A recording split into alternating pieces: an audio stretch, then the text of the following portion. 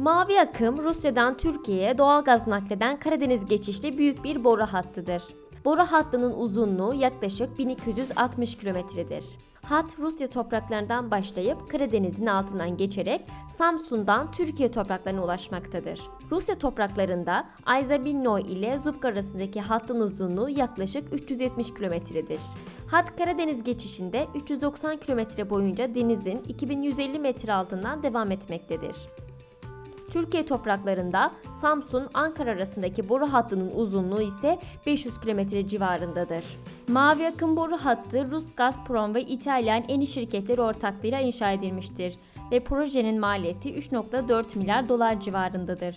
Mavi akım projesi Ankara ile Moskova arasında 1997 yılında imzalanan anlaşmaya göre yapıldı. Anlaşma 25 yıl süreyle Rusya'nın Türkiye'ye yılda 16 milyar metreküp doğalgaz arz etmesini öngörüyor.